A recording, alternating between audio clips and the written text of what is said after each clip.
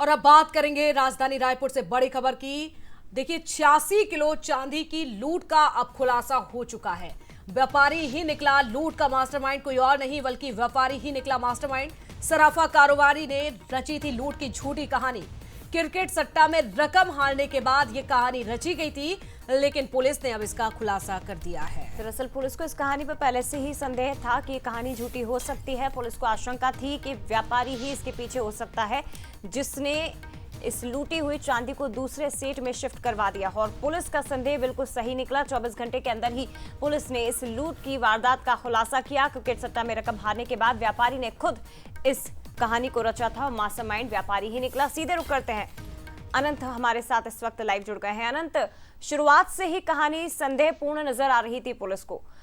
SSP doctor Lal Umed Singh जो खुद कह रहे थे कि बहुत आशंका है कि व्यापारी की जो कहानी है वो झूठी हो, और वही सच साबित हुआ। 24 घंटे के अंदर खुलासा।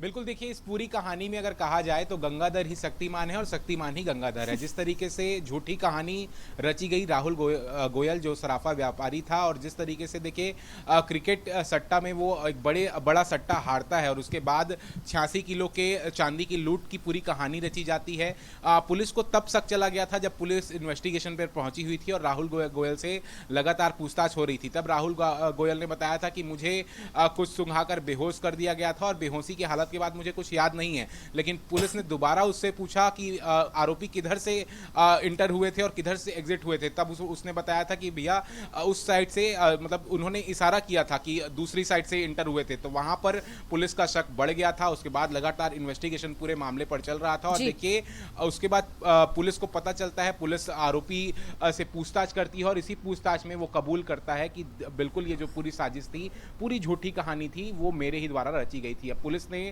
आरोपी को हिरासत पर ले लिया है और उससे और भी पूछताछ हो रही है। 86 किलो करोड़ों की चांदी था और कल जब ये पूरी खबर निकलकर सामने आई, अफरा तफरी मच गई थी और लगातार आरोपी जो कारोबारी था उसके द्वारा यही कहा जा रहा था कि लूट हुआ है और इसको चलते इस पूरे सट्टा में जो उसने पैसे हारे थे इसके चलते उसने पूरी झूठी कहानी बताई थी।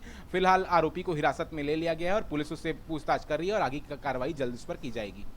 शुक्रिया आपका अनंत, फिलहाल तमाम जानकारी हम तक पहुंचाने के लिए।